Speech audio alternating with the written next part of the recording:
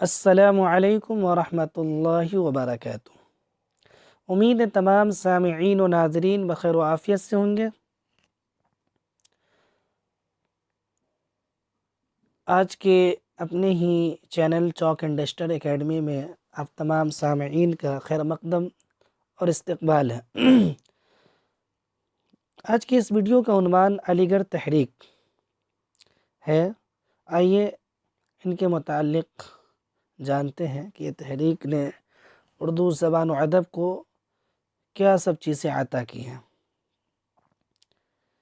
علی گڑھ تحریک مسلمان قوم کے محسن اور اردو ادب کے مسیحا سر سید احمد خان کی مسلسل کوشش اور بے مثال قربانی سے وجود میں آئی۔ اس تحریک نے ایک شکست خوردہ قوم کی تباہی کے گرہے سے نکالا اور اس کا کھویا ہوا وقار بڑی حد تک بحال کر دیا۔ یہ تحریک اپنے وقت کا تقاضا اور اس زمانے کی ایک اہم ضرورت کا جواب تھی۔ جب وہ زمانہ تھا جب ہندوستانی مسلمان برباد ہو چکے تھے، ان کی بربادی کا آغاز تو مغل سلطنت کے شیرازہ بکھرنے کے ساتھ ہی ہو گیا تھا، لیکن 1857 عیسوی کے ناکام بغاوت نے اس تباہی کو انتہائی درجے تک پہنچا دیا۔ یہ بغاوت ہندو اور مسلمان دونوں نے مل کر شروع کی تھی، لیکن آخرکار اس کا سارا الزام مسلمانوں کے سر آیا اور انگریز حاکموں نے انہیں پیس کر رکھ دیا۔ سر سید کی ایک تحریر کے آئینے میں اس زمانے کی تصویر ملاحظہ فرمائیں۔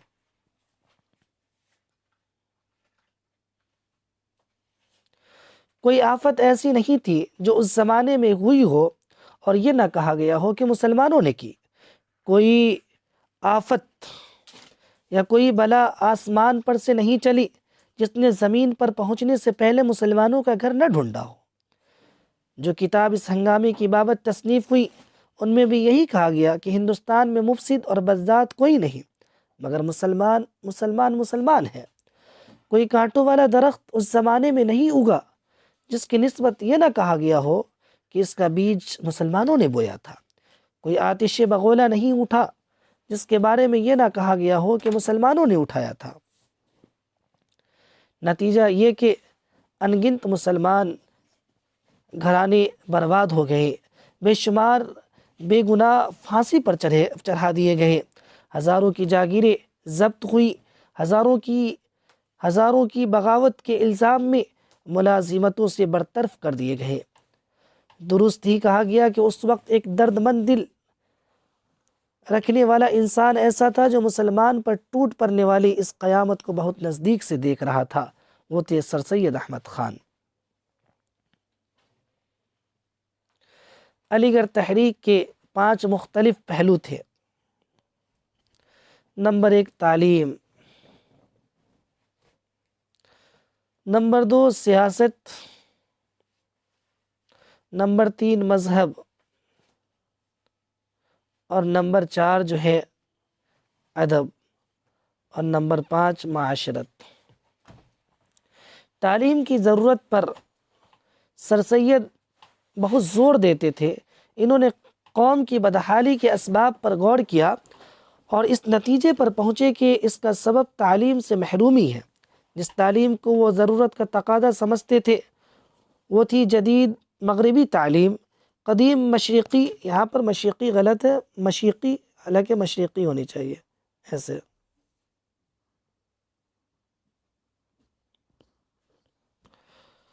مشرقی تعلیم کو زمانے کے لیے بیکار بلکہ مضر خیال کرتے تھے۔ جدید تعلیم ان کے نزدیک ہر درد کی دوا اور ہر دکھ کا علاج ہے۔ ایک تقریر میں انہوں نے فرمایا تھا کہ دوستو، جو چیز تمہیں اعلیٰ درجے پر پہنچانے والی ہے وہ صرف ہائی ایجوکیشن ہے۔ جب تک ہماری قوم میں ایسے لوگ پیدا نہ ہوں گے ہم ذلیل رہیں گے اور اس عزت کو نہیں پہنچیں گے جس کو پہنچنے کو ہمارا دل چاہتا ہے۔ علی گڑھ میں کالج کا قیام اس سلسلے کا سب سے اہم قدم ہے، جو سب سے پہلے مدرسۃ العلوم کے نام سے 1875 عیسوی میں قائم ہوا، جب بعد میں اس کالج کا نام محمڈن اینگلو اورینٹل کالج 1878 عیسوی میں ہوا۔ اس میں جدید مغربی علوم اور قدیم مشرقی علوم دونوں کی تعلیم کا بندوبست تھا۔ اس کا پہلا شعبہ تو خوب پھولا اور دوسرا آپ سے آپ ختم ہو گیا۔ حقیقت یہ کہ سر سید جدید مغربی تعلیم کو ہی مفید اور کارآمد سمجھتے تھے، اس کی طرف تو انہوں نے خاطر خواہ توجہ کی، دوسرا شعبہ ان کی بے توجہی کا شکار ہو گیا۔ یہ کالج ترقی کرتے کرتے بالآخر علی گڑھ مسلم یونیورسٹی کی شکل میں 1920 میں یہ نمودار ہوا اور الحمدللہ روبہ ترقی ہے، ابھی بھی یہ ترقی کے منازل طے کر رہے ہیں۔ اس کے بعد مسلم ایجوکیشنل کانفرنس کا پہلا نام محمدن ایجوکیشنل کانگریس تھا۔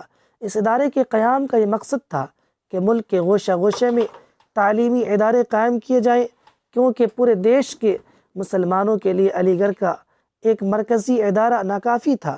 کانفرنس تعلیم کے فروغ میں نہایت اہم رول ادا کر سکتی تھی، مگر سر سید کی زندگی میں اس نے کام کیا، پھر رفتہ رفتہ مردہ سی ہو گئی۔ اس کی تیسری اہم کڑی سائنٹیفک سوسائٹی ہے، جس کا ذکر بھی یہاں ضروری ہے، جو 1862 عیسوی میں قائم ہوا۔ یہ سوچ کر کہ انگریزی اور سائنسی علوم اور دیگر زبانوں کی عملی کتابوں کو ترجمہ میں کرنے کے لیے قائم کی گئی تھی۔ یہ کام منصوبہ بند طریقے سے شروع کیا گیا تھا، مگر جلد ہی یہ سلسلہ ختم ہو گیا۔ اب سر سید احمد خان کی جو اصل کوشش تھی وہ یہ تھی کہ ان تعلیم کو کس زبان میں دی جائے، تو ان تعلیم کو جو زبان اپنایا تھا وہ آگے کہتے ہیں کہ ذریعہ تعلیم کے مسئلے پر بھی سر سید نے غور کیا اور مادری زبان میں تعلیم دینے کے قائل تھے، کیونکہ اس طرح طالب علم کی ساری توجہ علم پر مرکوز رہتی ہے، زبان پر محنت نہیں کرنی پڑتی۔ لیکن بات کو یہ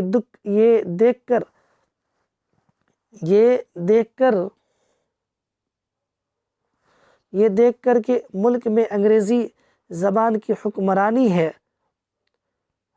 وہ انگریزی کو ہی ذریعہ تعلیم کے حق میں ہو گئے۔ یعنی سر سید ذریعہ تعلیم کس کو بنایا؟ انگریزی زبان کو بنایا۔ تیسری چیز سیاست کے سلسلے میں سر سید احمد خان کا مشورہ یہ تھا کہ مسلمان اس خارزار سے دور رہے۔ اس مشورے سے یہ غلط فہمی پیدا ہوئی کہ سر سید انگریزی حکومت کے حامی اور تحریک آزادی کے دشمن ہیں، حالانکہ خود کہہ چکے تھے کہ میں میریٹکل ہوں اور اس لیے آزادی کا زبردست حامی ہوں۔ ان کی رائے تھی کہ مسلمان پہلے تعلیم حاصل کر کے اس قابل ہو جائے کہ حکومت کی ذمہ داری سنبھال سکے۔ اس وقت سب سے ضروری بات یہ تھی کہ انگریز حاکموں کے دل سے مسلمانوں کے خلاف نفرت دور کی جائے۔ 1857 عیسوی کی ناکام بغاوت میں ہندو مسلمان دونوں نے مل کر حصہ لیا۔ اپنے مشترک دشمن انگریز سے دونوں نے مل کر لڑے، لیکن بغاوت فروغ ہو جانے کے بعد، یعنی بغاوت ختم ہو جانے کے بعد سارا الزام مسلمانوں پر آیا۔ انگریز حاکموں کی غیظ و غضب کا نشانہ بنے، ان گنت بے گناہوں کو پھانسی دے دی گئی، ہزاروں کو ملازمت سے برطرف کر دیا گیا اور نہ جانے کتنوں کی جائیدادیں ضبط کر لی گئی۔ سر سید کو اندیشہ تھا کہ مسلمان آزادی کی تحریک میں حصہ لیں گے تو جو شیلا طبیعت رکھنے کے سبب پھر پیش رہیں گے اور ظالم حکمراں کے ہاتھوں پہلے سے زیادہ برباد ہوں گے۔ سیاست کے معاملے میں کانگریس میں شرکت کا مسئلہ سامنے آیا تو سر سید پہلے تو تقریباً 2 سال تک خاموش رہے اور آخرکار مسلمانوں کو کانگریس سے دور رہنے کا مشورہ دیا۔ جواہر لال نہرو نے سر سید کے اس فیصلے کو بالکل حق بجانب قرار دیا اور لکھا کہ سر سید کی یہ رائے ہے کہ مسلمانوں کو پہلے اپنی تمام قوت تعلیم حاصل کرنے پر صرف کر دینی چاہیے۔ بالکل درست تھا۔ جب وہ زمانہ آ گیا جب تعلیم حاصل کرنے کے بعد نئی نسل نے ہندوستان کی سیاست میں پرجوش حصہ لیا اور جنگ آزادی میں نمایاں کارنامہ انجام دیا۔ ہندوستان کی مکمل آزادی کا پہلا ریزولوشن پیش کرنے والا علی گڑھ مسلم یونیورسٹی کا ہی ایک فرزند حسرت موہانی تھا۔ مذہب، تیسرا جو اہم حصہ ہے وہ مذہب ہے۔ مذہب کے سلسلے میں سر سید نے جو لکھا ہے اس سے مسلمانوں میں بڑی برہمی پیدا ہوئی۔ سر سید کے زمانے میں ہر طرف سائنس کا چرچا ہونے لگا۔ جو چیز سائنس کی کسوٹی پر پوری نہ اترے اسے رد کر دیا جاتا تھا۔ اس لیے سر سید نے یہ ثابت کرنے کی کوشش کی کہ مذہبی اسلام کی کوئی بات سائنس کے خلاف نہیں۔ سر سید دراصل ایک مصلح تھے اور مذہبی معاملات میں دخل دینا نہیں چاہتے تھے، مگر ان کی مشکل یہ تھی کہ جب وہ مسلمانوں سے کسی کام کے کرنے کو کہتے تو جواب ملتا کہ مذہب کی روح سے یہ گناہ ہے، جس کام کا تم حکم دے رہے ہو یہ گناہ کا کام ہے۔ اور جب کسی کام کو منع کرتے تھے تو کہا جاتا تھا کہ مذہباً یہ ثواب ہے۔ آخرکار سر سید کو مجبوراً یہ بتانا پڑا کہ تم جس چیز کو مذہب سمجھتے ہو وہ دراصل مذہب ہے ہی نہیں۔ اور نمبر 4، علی گڑھ تحریک کی جو سب سے چوتھی کڑی ہے وہ ہے اردو ادب۔ اردو ادب میں بے شمار خامیاں تھیں جس کو سر سید نے دور کیا۔ اردو شعر و ادب کی اصلاح پر سر سید کا بہت بڑا کارنامہ ہے۔ جس طرح سر سید کی کوشش کا نتیجہ تھا کہ دیکھتے ہی دیکھتے اردو ادب کی دنیا بدل گئی۔ اردو نثر میں اس وقت یعنی بقول سر سید کہ اردو نثر میں لفاظی، عبارت آرائی، جھوٹ اور مبالغہ کے سوا کچھ نہ تھا۔ سر سید خود نثر نگار تھے۔ انہوں نے بہت سی کتابیں لکھی، رسالت تصنیف کی، اخباروں اور رسالوں میں مضمون لکھے، عبارت آرائی کو اور لفاظیت کو ترک کیا۔ میر امن دہلوی اور مرزا غالب نے سادہ نگاری کی جو روایت قائم کی تھی اسے آگے بڑھایا۔ انہوں نے جو تہذیب الاخلاق 1869 میں شائع ہوا، جس میں نہ صرف اچھی عادتوں، اچھی رہن سہن اور اعلیٰ اخلاق کی تعلیم دی بلکہ اس کے ذریعے اردو نثر کو بہت ترقی ہوئی، سیدھی سادی نثر لکھنے کو روایت دیا۔ علی گڑھ تحریک کی جو اسی کڑی میں اردو شاعری بھی ہے۔ اردو شاعری کی حالت اردو نثر سے زیادہ بدتر تھی۔ قصیدے اور غزل کے سوا شعری اصناف میں اور کوئی چیز قابل ذکر نہ تھی۔ قصیدہ جھوٹی خوشامد سے لبریز تھا اور غزل عشقیہ مضامین کے دائرے سے باہر قدم نہ رکھتے تھے۔ سر سید اردو شاعری کو مقصد بنانا چاہتے تھے۔ انہوں نے بار بار کہا کہ شاعری سے بڑے بڑے کام لیے جا سکتے ہیں اور تاریخ گواہ ہے کہ اردو شاعری اور تاریخ گواہ ہے کہ انہوں نے ان کی پیروی میں مولانا حالی نے شاعری کی اصلاح کے لیے مضامین لکھے جو مقدمہ شعر و شاعری کے نام ہیں۔ اردو نثر کی اصلاح تو خود سر سید نے کیا، نثر کا بہترین نمونہ پیش کر دی، لیکن وہ شاعر نہیں تھے، اس لیے صلاح و مشورہ دے سکے۔ ان کی خواہش تھی کہ اردو میں کاش کوئی ایسا شاعر پیدا ہو جو مسلمانوں کو بیدار کرنے کے لیے نظم لکھے۔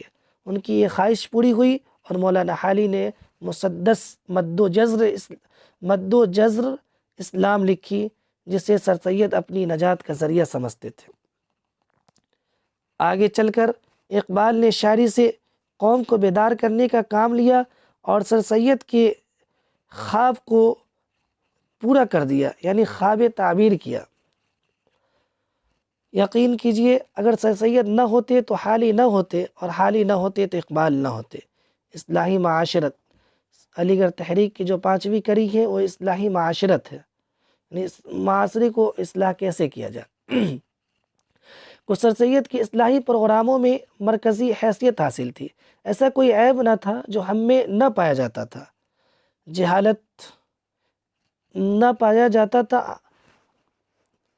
جہالت ایسی تھی، اس پائے کی تھی کہ اندھیرے گھرے میں پڑے تھے اور اس سے باہر نکلنے کی تدبیر نہ کرتے تھے۔ یہ کاہل ہے، بلکہ کاہل ہونی چاہیے، چھوٹی کاف سے۔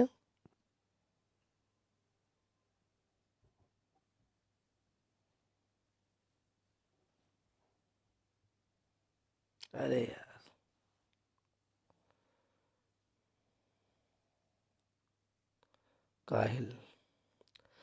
کاہل تو اس درجے کے تھے کہ ہاتھ پاؤں ہلانا گناہ سمجھتے تھے۔ کھانے کا انداز، بات چیت کا ڈھنگ قابل نفرت خوشامد پسندی، ظاہرداری، تعصب، ریاکاری، بری بیہودہ رسموں کا رواج کون سا عیب تھا جو ہم میں موجود نہ تھا؟ سر سید نے ان دکھتی رگوں پر ہاتھ رکھا، برائیوں کو دور کرنے کی تدبیریں کی اور قوم کو تہذیب و شائستگی کا راستہ دکھایا۔ اس رسالے کی شدید مخالفت ہوئی مگر سر سید نے ہمت نہ ہاری، آخرکار کامیابی نے ان کے قدم چومے۔ حاصل کلام یہ ہے کہ علی گڑھ تحریک نے مسلمانوں کی زندگی کے ہر گوشے کو منور کر دیا اور اردو شعر و ادب میں تو جان ڈال دی۔ علی گڑھ تحریک پر روشنی ڈالتے ہوئے پروفیسر نور الحسن نقوی نے کہا ہے کہ ہماری زندگی کا کوئی شعبہ ایسا نہیں جو سر سید کے علی گڑھ تحریک کے احسان سے گرابار نہیں۔ اس تحریک نے ہمیں جہد و عمل کا درس دیا، ماضی کے پرستاروں کو حال کی اہمیت سے آشنا کیا، تنگ نظروں کو نظر عطا کی، بزرگوں کی کارناموں پر فخر کرنے والوں کو اپنی ذات میں خوبیاں پیدا کرنے پر آمادہ کیا، مشرق کی پجاریوں کو مغرب کے کارناموں سے روشناس کیا، دنیا کے بے حقیقت جاننے والوں کو دنیا میں نیکی کمانے اور آخرت کے لیے توشہ جمع کرنے کا راستہ دکھایا۔ اس عظیم الشان تحریک نے سوتوں کو جگایا اور مردوں میں جان ڈال دی۔ مختصر یہ کہ سر سید اور علی گڑھ تحریک نے ہندوستانی مسلمان کو زندہ قوموں کی طرح زندگی گزارنے اور سر بلند ہو کر جینے کا سلیقہ سکھایا۔ السلام علیکم۔ یہ چند باتیں علی گڑھ تحریک کے متعلق تھیں، امید ہے کہ یہ آپ کے امتحان کے لیے فائدہ مند اور معاون ثابت ہوگا۔ السلام علیکم۔